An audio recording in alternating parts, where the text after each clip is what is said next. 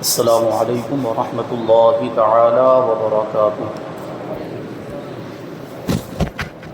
نحمده ونصلي ونسلم على رسوله الكريم اما بعد فاعوذ باللہ من الشیطان الرجیم بسم اللہ الرحمن الرحیم ان اللہ وملائکته یصلون علی النبی یا ایها الذین آمنوا صلوا علیہ وسلموا تسلیما اللهم صل علی سیدنا ومولانا محمد معدن الجود والکرم وآلہ الکرام وابنہ الکریم وبارک وسلم صلاۃ وسلاما علیک یا رسول اللہ صلی اللہ تعالی علیہ وسلم۔ سورہ بقرہ آیت نمبر 62 اور 63 کی تفسیر جاری ہے۔ آیت کریمہ اور اس کا ترجمہ اس سے پہلے والے درس میں سنایا جا چکا ہے، وہ ترجمہ پھر سے ہم ایک بار سن لیتے ہیں تاکہ بات واضح ہو جائے۔ بے شک ایمان والوں نیز یہودیوں اور عیسائیوں اور ستاروں کی پوجا کرنے والوں میں سے جو بھی سچے دل سے اللہ پر اور آخرت کے دن پر ایمان لے آئیں اور نیک کام کریں تو ان کا ثواب ان کے رب کے پاس ہے، اور ان پر نہ کوئی خوف ہوگا نہ وہ غمگین ہوں گے۔ اور یاد کرو جب ہم نے تم سے عہد لیا اور تمہارے سروں پر طور پہاڑ کو معلق کر دیا اور کہا کہ مضبوطی سے تھامو اس کتاب کو جو ہم نے تمہیں عطا کی ہے، اور جو کچھ اس میں بیان کیا گیا ہے اسے یاد کرو اس امید پر کہ تم پرہیزگار بن جاؤ۔ یہاں پر جو عہد لینے کی بات ہے کہ جب ہم نے تم سے عہد لیا، تو اس آیت میں یہودیوں سے فرمایا جا رہا ہے کہ وہ وقت یاد کرو کہ جب اللہ تبارک و تعالیٰ نے بنی اسرائیل سے عہد لیا تھا کہ وہ توریت کو مانیں گے اور اس پر عمل کریں گے، لیکن پھر انہوں نے اس کے احکام کو جان بوجھ کر سمجھ کر اور اچھی طرح اس کو پہچاننے کے بعد بھی قبول کرنے سے انکار کر دیا، حالانکہ انہوں نے خود بڑی التجا کر کے حضرت موسیٰ علیہ السلام سے ایسی آسمانی کتاب کی درخواست کی تھی جس میں قوانین شریعت اور آئین عبادت مفصل مذکور ہو، شریعت کے اصول اور عبادت کا طریقہ، عبادت کے احکام سب کچھ اس میں بیان کیے گئے ہوں، ایسی کتاب کو انہوں نے مطالبہ کیا تھا۔ اور حضرت موسیٰ علیہ السلام نے ان سے بار بار اس کے قبول کرنے اور اس پر عمل کرنے کا عہد لیا تھا، وعدہ لیا تھا، اور جب وہ کتاب عطا ہوئی یعنی توریت عطا ہوئی تو انہوں نے اسے قبول کرنے سے انکار کر دیا اور عہد کو پورا نہیں کیا۔ پہلے تو بڑی درخواستیں کی، پہلے بڑی التجائیں کی کہ ایسی کوئی کتاب آئے جس میں سارے اصول قوانین شریعت کے بیان کیے گئے ہوں تاکہ ہم اس پر عمل کریں، لیکن جب وہ کتاب ان کو عطا کی گئی تو عمل نہیں کیا، عمل کرنے سے اس کو قبول کرنے سے ان لوگوں نے انکار کر دیا، اور اللہ تبارک و تعالیٰ سے اور اللہ کے نبی حضرت موسیٰ علیہ السلام سے جو انہوں نے وعدہ کیا تھا توریت پر عمل کرنے کا، اس وعدے کی انہوں نے خلاف ورزی کی، اس وعدے کو پورا نہیں کیا۔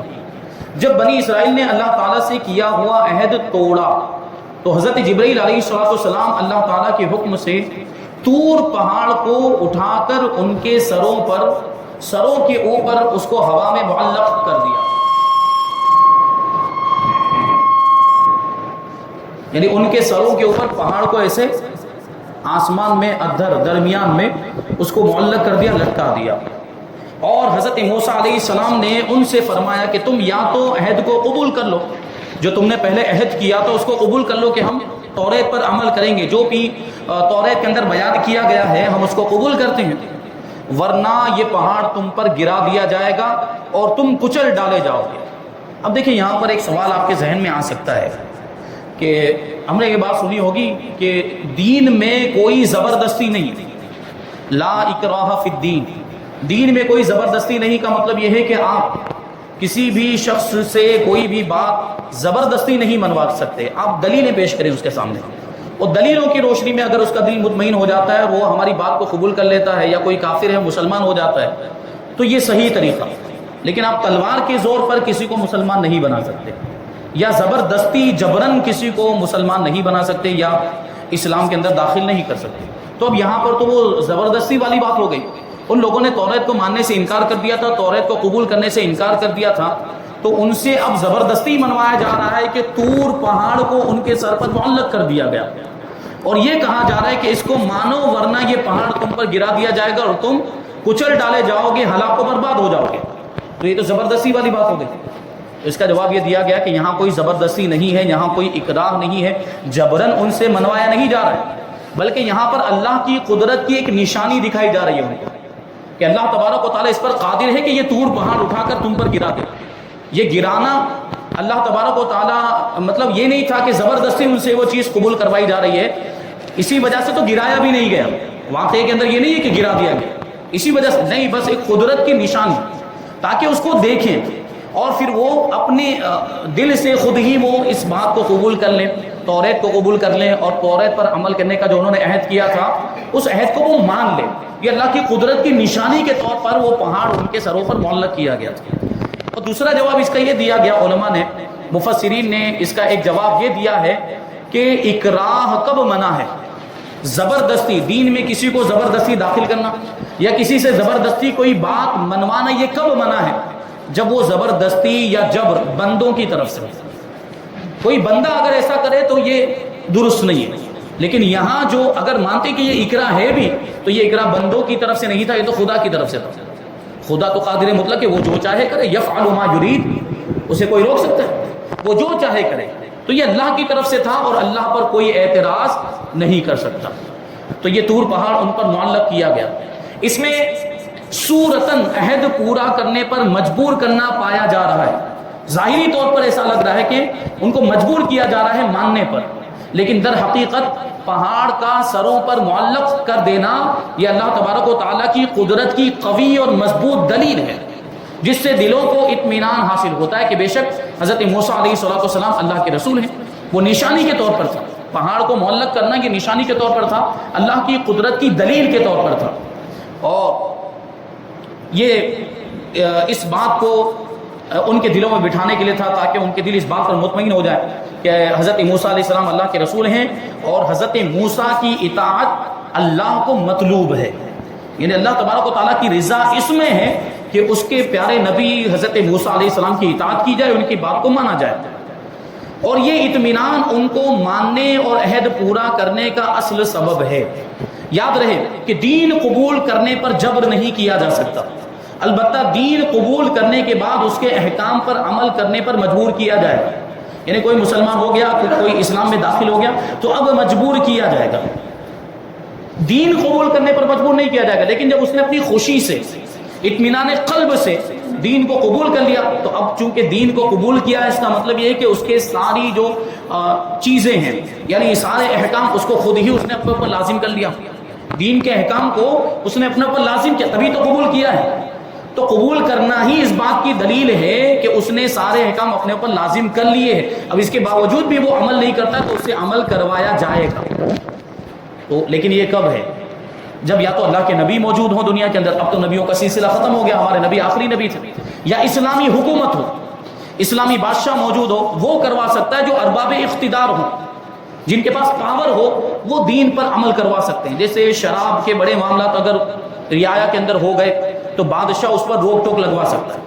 اسی طریقے سے کسی نے قتل کر دیا تو اس کو سزا دے سکتا ہے، یا اس طرح کے جو بھی معاملات، جو بھی گناہوں کے کام ہو رہے ہیں، شریعت کے خلاف کام ہو رہے ہوں، بادشاہ اسلام اس پر اپنے پاور کے ذریعے، اپنے اقتدار کے ذریعے روک لگا سکتا ہے. لیکن ابھی تو اسلامی حکومت نہیں ہے تو ہم زبردستی کسی سے اسلام کے احکام پر عمل نہیں کروا سکتے. یعنی زور بازو سے کسی کو مار پیٹ کے ہم یہ نماز پڑھوائیں یا کسی کو مار پیٹ کے ہم روزے رکھوائیں، یہ نہیں ہو سکتا. ہاں کچھ لوگ ایسے ہیں جن کو پاور دیا گیا ہے اپنے ماتحتوں پر، جیسے باپ ہے تو اس کی اولاد پر اس کو پاور ہے، اختیار ہے، تو باپ کو اپنے بچوں کو مارنے کا اختیار ہے. حدیث شریف میں بھی ہے کہ جب بچے 7 سال کے ہو جائیں تو ان کو نماز پڑھنے کا حکم دو، 10 سال کے ہو جائیں تو ان کو مار کر نماز پڑھاؤ. یہی روزے کا بھی حکم ہے کہ جب بچے 7 سال کے ہو جائیں تو روزے رکھنے کا حکم دو، اور جب وہ 10 سال کے ہو جائیں تو مار کر روزہ رکھواؤ.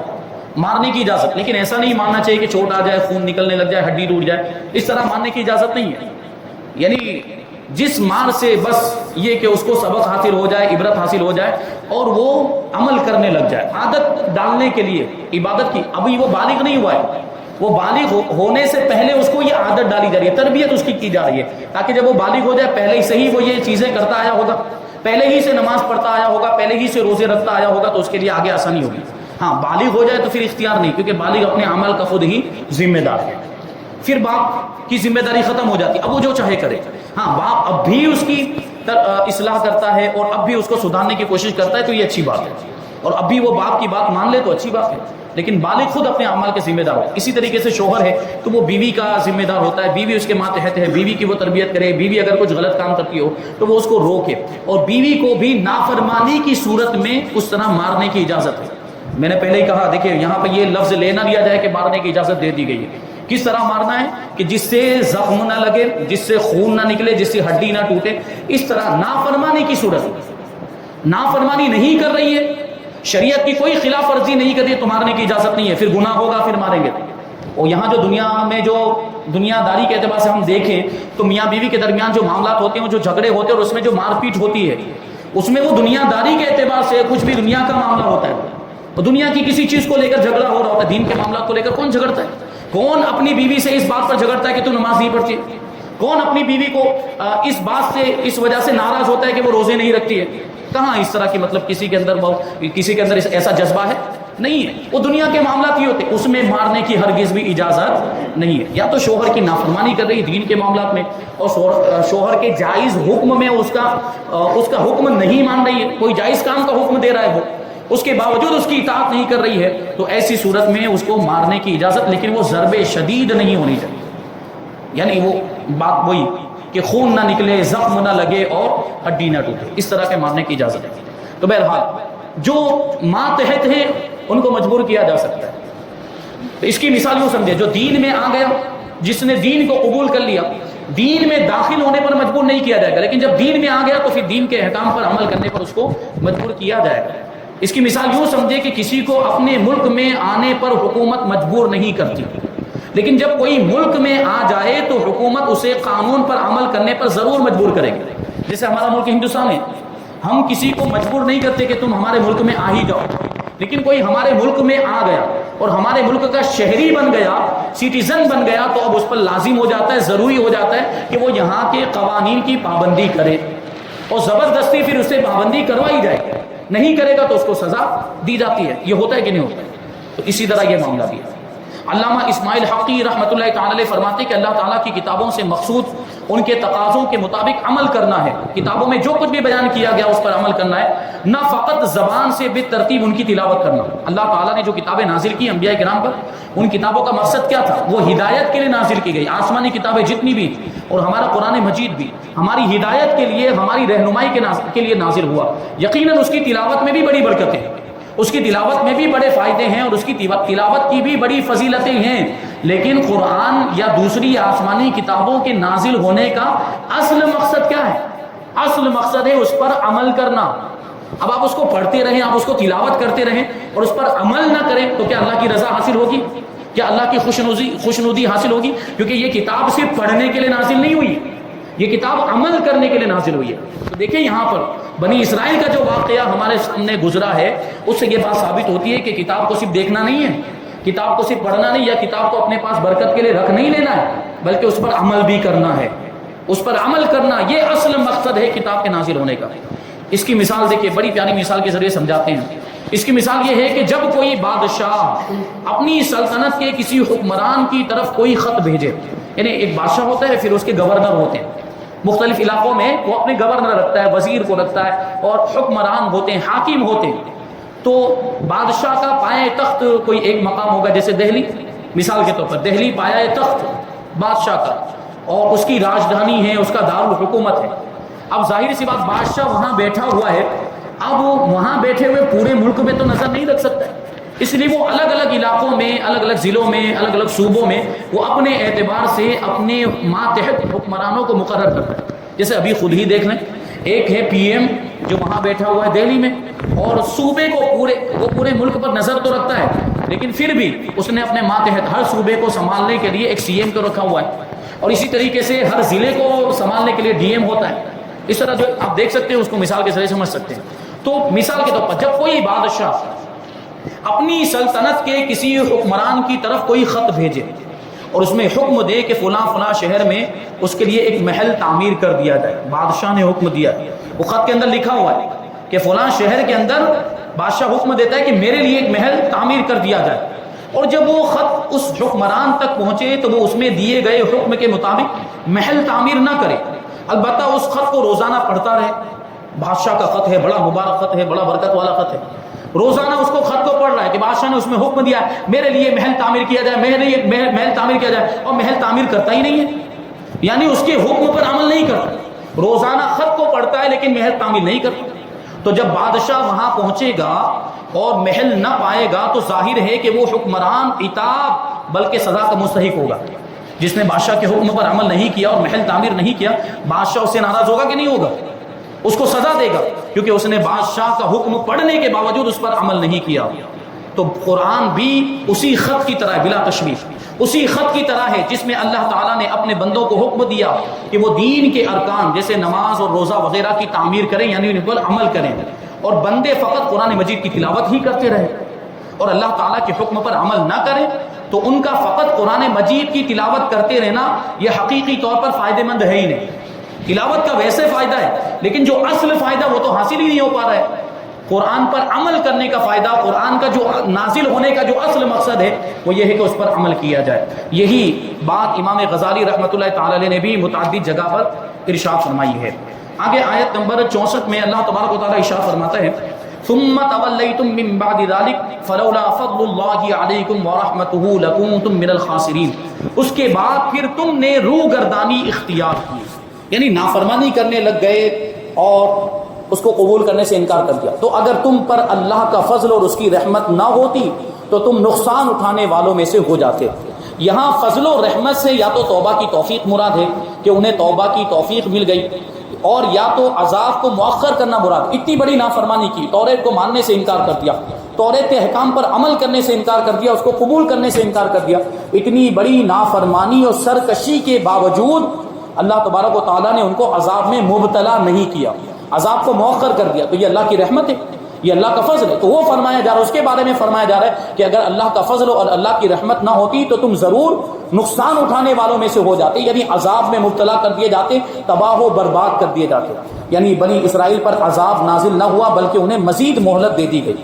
اور ایک قول یہ ہے کہ فضل الہی اور رحمت حق سے حضور سرور عالم صلی اللہ علیہ وسلم کی ذات پاک مراد ہے. معنی یہ ہے کہ اگر تمہیں خاتم المرسلین صلی اللہ علیہ وسلم کے وجود کی دولت نہ ملتی اور آپ صلی اللہ علیہ وسلم کی ہدایت نصیب نہ ہوتی تو تمہارا انجام ہلاک و خسران ہوتا، یعنی تم تباہ و برباد ہو جاتے اور تم نقصان اٹھانے والوں میں سے ہو جاتے. تو ابھی بھی وقت ہے، یعنی ان سے حضور پاک صلی اللہ علیہ وسلم کے زمانے میں جو یہودی موجود تھے ان سے خطاب کیا جا رہا ہے، کیونکہ حضور پاک صلی اللہ، یہ قرآن مجید تو حضور پاک صلی اللہ علیہ وسلم کی ظاہری زندگی میں نازل ہوا، تو یہ نازل ہوا اور اس کے مخاطبین جو موجودین تھے اصل مخاطبین، ورنہ جو اس کے عام مخاطب ہیں تو وہ تو قیامت تک کے آنے والے لوگ ہیں اور دوسری قوم کے لوگ بھی اس کے مخاطب ہیں. تو اس میں خطاب کیا گیا ہے اس زمانے کے یہودیوں سے جو حضور پاک صلی اللہ علیہ وسلم کے زمانے میں موجود تھے، اور ان سے خطاب کیا جا رہا ہے کہ تم نے جو بھی نافرمانیاں کرنی تھی وہ کر لی، تمہارے آبا و اجداد نے، تمہارے باپ داداؤں نے جو بھی نافرمانیاں اور سرکشیاں کرنی تھی وہ کر لیا. اب تمہارے پاس موقع ہے کہ اب حضور پاک صلی اللہ علیہ وسلم کا زمانہ تمہیں عطا کر دیا گیا. اللہ کے فضل کی صورت میں، اللہ کی رحمت کے طور پر حضور پاک صلی اللہ علیہ وسلم تمہارے درمیان تشریف لائے، تم ان پر ایمان لے آؤ، ان کی بات کو مان لو، ان کے دامن سے وابستہ ہو جاؤ تو تمہاری ساری پچھلی خطائیں معاف ہو جائے گی. یہ اللہ کا فضل ان پر ہوا، حضور پاک صلی اللہ علیہ وسلم کا زمانہ ان کو عطا کیا گیا. تو بہت سارے ایسے تھے جو یہودیوں میں پہلے شمار ہوتے تھے، جیسے حضرت عبداللہ ابن سلام وغیرہ، انہوں نے اسلام قبول کر لیا، وہ اسلام کے دامن سے وابستہ ہو گئے، حضور پاک صلی اللہ علیہ وسلم کے دامن سے وابستہ ہو گئے تو ان کو صحابیت کا درجہ مل گیا. تو یہ شان تھی. تو اس سے معلوم ہوا کہ حضور اقدس صلی اللہ علیہ وسلم مخلوق پر اللہ تعالیٰ کا فضل بھی ہے اور رحمت بھی. یہاں پر سورہ بقرہ آیت نمبر 64 کی تفسیر مکمل ہوئی. اب انشاءاللہ آیت نمبر 65 کی تفسیر ہم آئندہ درس میں شامل کریں گے. اللہ تبارک و تعالیٰ کی بارگاہ میں دعا ہے کہ جو کچھ بھی بیان ہوا اس پر ہم سب کو عمل کرنے کی توفیق عطا فرمائے اور نور قرآن سے ہم سب کے دلوں کو روشن اور منور فرمائے. وما علینا الا البلاغ. السلام علیکم.